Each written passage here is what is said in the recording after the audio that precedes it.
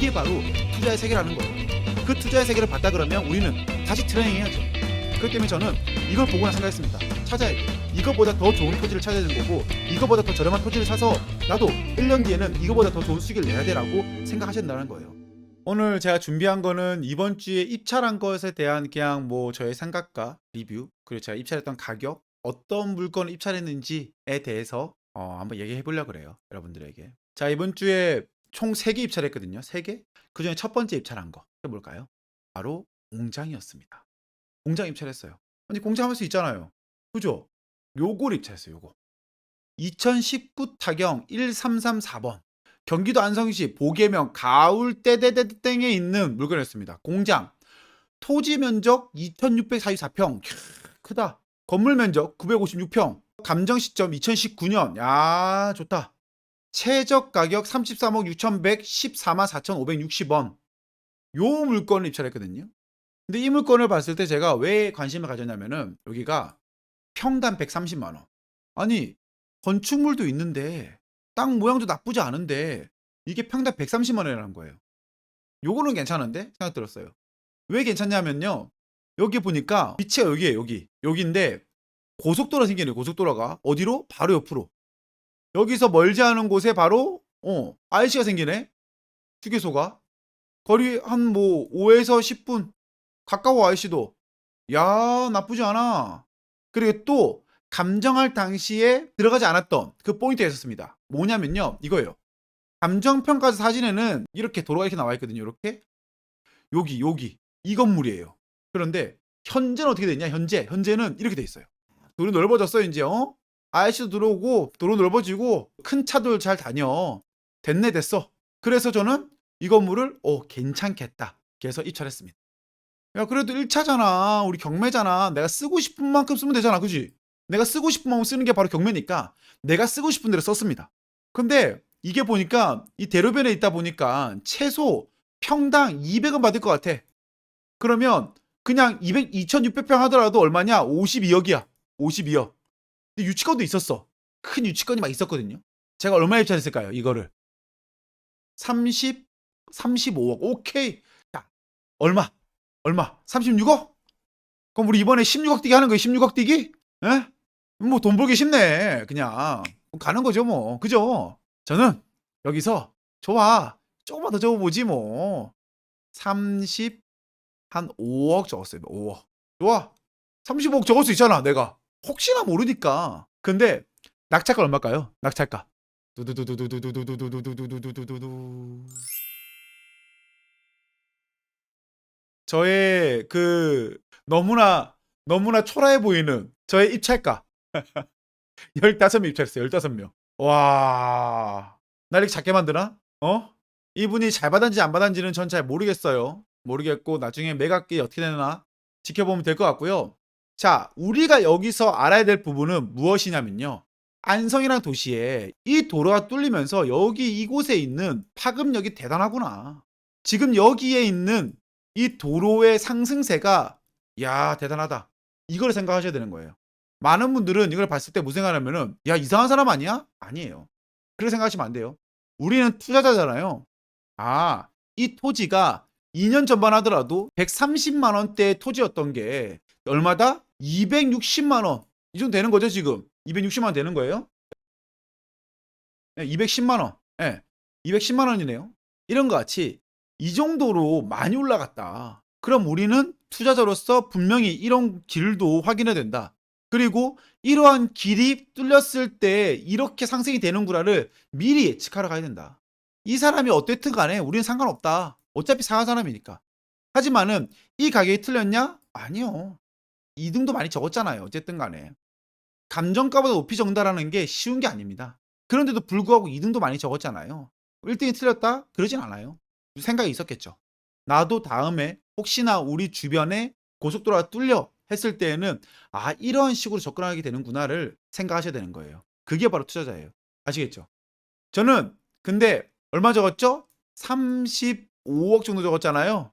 그런데 매각가가 55억 됐잖아요. 1등하고 저하고 한 20억 차이 났습니다. 20억 차이.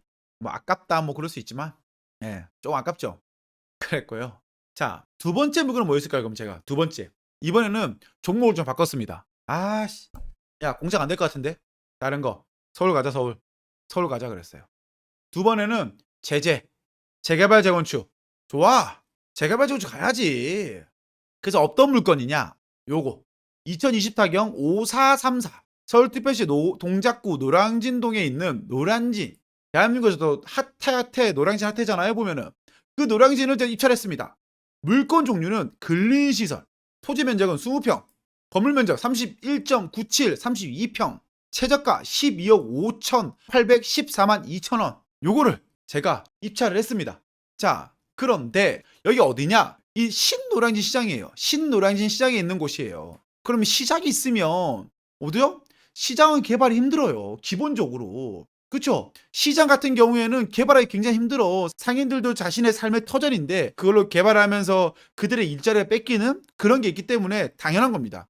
그래서 시장 같은 경우에 재건축을 하기 위해서는 갈등을 많이 빚어요. 이렇게. 전통시장, 재건축 전 조합장, 직원 몸에 불 지르고 달아나. 이러지 맙시다. 이러면 안 되지. 울산 남구 전통시장. 전통시장 부지에 주상복합 건립 추진, 상인들 반발. 국제시장 35층 주상복합 추진. 꽃분이네 사라지나. 꽃분이네. 야, 꽃분이 뭔지 아세요? 뭔지 기억하세요? 꽃분이? 이 꽃분이 모르는 사람 없죠? 뭐냐? 국제시장. 영화 국제시장에 나온 부산 중구 국제시장에 위치한 꽃분이네. 황정민이 그냥 묻고 있죠. 근데 이게 꽃분이네 사장. 영화가 화근이야. 요거 보셨어요? 왜 뭐지? 무슨 말이지? 원래도 장사가 잘 안 되는 곳이라 권리금 형성이 안 되는 곳이었는데 갑자기 꽃분이네가 잘 되니 권리금을 5천만 원 주든지 아니면 나가라고 통보를 받았다. 아, 주말에는 국제시장 때문에 골목 하나에 몇십만 명이 몰리면서 본의 아니게 피해를 입힌다. 야, 우리 근데 그러지 맙시다. 아니, 꽃분이네 갔으면 사진 찍었을 거고, 사진 찍었으면은 하나 사가야죠. 어떻게 사지도 않고 사진만 찍고 갑니까? 예? 그래가지고 권리금을 더 달라 그랬다는데 지금, 그러니까 이게 피해를 입은 거죠, 이렇게. 그래도 뭐 다행히 권리금 문제로 문을 닫을 위기였던 꽃분이네가 오늘 20일 건물주와 재계약을 추진하기로 하며 큰 걸림돌을 해결됐다.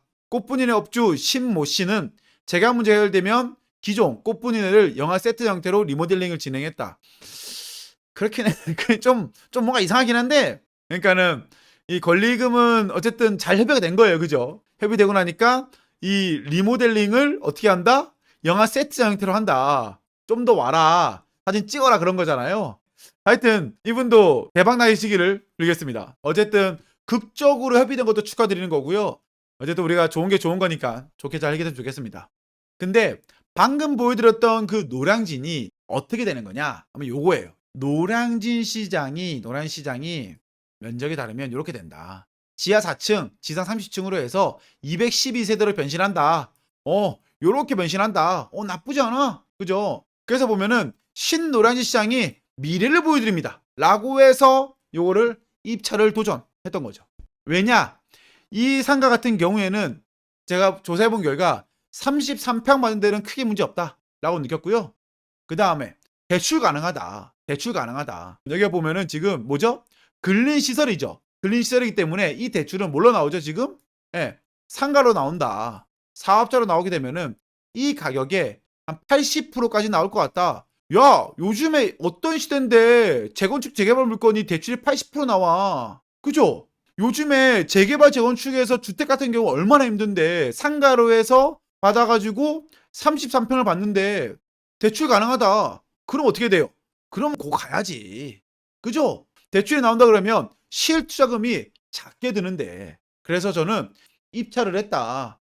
자, 여러분들 얼마 적으시겠어요? 나라면 어떻게 하겠다? 얼마 적겠다? 나라면 16억? 15억? 예. 요거는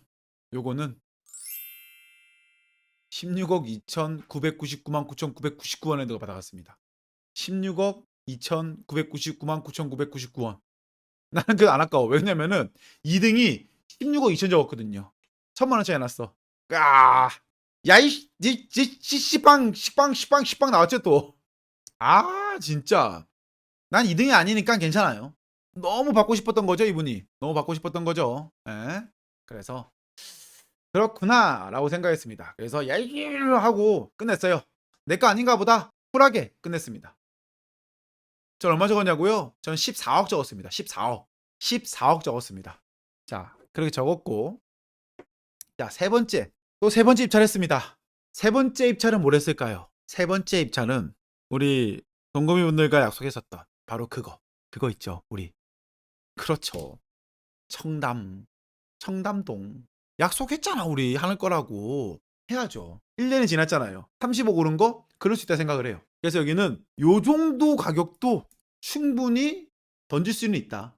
그래서 요거는 진짜 30억을 벌 수 있을 것 같은 그런 물건이긴 했습니다. 그래서 청담동 입찰했습니다. 청담동. 이거는 어떤 물건이냐 하면요. 2024경 108425번이고요. 소재지는 서울특별시 강남구 청담동에 있는 물건이었습니다. 근린시설이고 토지 면적 50평, 건물 면적 162평, 최저 가격은 52억 1903만 3,100원이었습니다. 요 물건이 경매로 나왔죠. 그래, 좋아. 위치가 어디냐? 바로 여기에요. 청담역에서 나와서 8번 출구에서 뛰어나오면 금방. 내가 이 건물이 있다 그러면 여기서 뭐 한 번도 안 쉬고 뛰어갈 수 있잖아요, 그죠?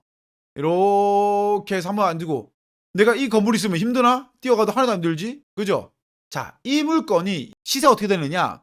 밸류맵에서 보니까 이 위치가 여기거든요. 여기가 평당 1억 4천, 여기가 평당 1억 2천. 나와 있는 게 여기 1억 9천, 1억 5천, 골목길이 1억 됐더라고. 그래서 얼마 쓸까 했어요. 제가 보면서 내가 얼마 쓸까 생각 고민 많이 했어, 진짜. 저의 평당 가격은 그래, 청담동이니까 저는 평당 1억 5천 적었습니다. 1억 5천. 그래서 내 마음은 51평이었지만은 50평이라 생각을 해서 75억 딱 있는 그대로 만들어서 솔직히 얼마 적었냐면요. 75억 7,575원 적었어요. 7575, 75757575. 솔직히 내가 말한다. 나 너무 받고 싶어서 나 같은 사람 있으면 그 사람 이겨보려고. 뭔가 내 에피소드 남기고 싶어서 75억 7,575원 적었습니다. 왠지 멋있어 보이기 싶어서. 맞아요. 저 그러고 싶었거든요. 예? 그랬더니 낙찰 가격이 얼마였죠? 낙찰 가격? 야, 나 이거 보고 진짜 했잖아요. 진짜.